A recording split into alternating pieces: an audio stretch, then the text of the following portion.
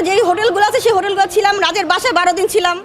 এত কিছু হবার পর আমাকে তার অ্যাকসেপ্ট কেন করবে না? বিয়ের দাবিতে প্রেমিকের বাড়িতে গিয়ে ভাঙচুর করলেন অভিনেত্রী নূপুর। সামাজিক যোগাযোগ মাধ্যমে ছড়িয়ে পড়া এক ভিডিওতে দেখা যায় নূপুর তার কথিত প্রেমিক রাজার বাসায় গেট ভাঙচুর করার চেষ্টা করছেন। তাকে একাধিকবার গেটে লাথি মারতেও দেখা যায়।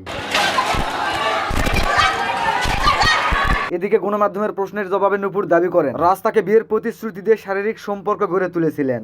রাজের সাথে আমার বন্ধুত্ব সম্পর্ক, তারপর ভালোবাসা, তারপর হয়েছে ফিজিক্যাল রিলেশন। অভিনেত্রী নূপুর জানান সম্প্রতি হঠাৎ করে রাজ তার সাথে যোগাযোগ বন্ধ করে দেন। নূপুরের অভিযোগ রাজার মা তাকে লুকিয়ে রেখেছেন এবং তিনি নিজেও এখন পলাতক। ফেসবুকে ভাইরাল হওয়া ভিডিওতে দেখা যায় নূপুর রাজার বাসার বন্ধ গেটে লাথি মারছেন এবং ওই বিল্ডিং এর এক নারী পরিচ্ছন্নতা কর্মীর সঙ্গে দুর্ব্যবহারও করছেন।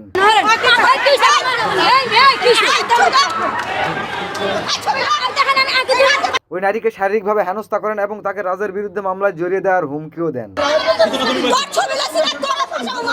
তবে ওই পরিচ্ছন্নতা কর্মী দাবি করেন তিনি কখনো নূপুরকে দেখেননি এবং রাজের সঙ্গে সম্পর্ক বিষয়ে কিছু জানেন না। এদিকে নূপুর বলেন রাজ তাকে একাধিকবার এই বাসায় নিয়ে এসেছেন এবং রাজের সঙ্গে কিছু তার অন্তরঙ্গের ছবিও গণমাধ্যমকে দেখান তিনি। তার দাবি ছবিগুলো শ্রীমঙ্গলে ঘুরতে যাওয়ার সময় তুলেছিলেন তিনি। অভিনেত্রী নূপুর আরো দাবি করেন ছবিগুলো তার নিজের ফোন থেকে তোলা এবং তার কাছে ভিডিও আছে। অভিনেত্রী নূপুর গণমাধ্যম কর্মীকে আরো জানান গতকাল থানার পক্ষ থেকে বিয়ে করার নির্দেশ এসেছিল, অথচ এদিকে আজই রাজ ও তার মা গা ঢাকা দিয়েছেন। অভিনেত্রী নূপুরের ভাষ্য মতে রাজার মা ও দুলাভাই সঙ্গীত শাহ এই ঘটনার জন্য দায়ী। ভিডিওটি সামাজিক যোগাযোগ মাধ্যম ইউটিউব, ফেসবুকে ভাইরাল হওয়ার পর এক একজন এক এক রকম ভাবে আলোচনা এবং সমালোচনা করে যাচ্ছেন। কেউ কেউ বলছেন নিশ্চয় এটি একটি সাজানো নাটক, আবার অনেকেই মনে করেন সত্যি যদি এই নারী প্রতারণার শিকার হয়ে থাকেন তাহলে তার ন্যায্য বিচার পাওয়া উচিত। তবে নূপুর কিংবা রাজ কারো পক্ষ থেকে দাবির সত্যতা এখন পর্যন্ত নিশ্চিত করা যায়নি। এই ছিল আজকের ভিডিও। সো বাঁচতে হলে জানতে হবে আর বিভিন্ন কিছু জানার জন্য আমার চ্যানেলটা সাবস্ক্রাইব করতে হবে। আবার কথা হবে নেক্সট ভিডিওতে কোনো একটা অজানা বিষয়কে জানিয়ে দেওয়ার জন্য।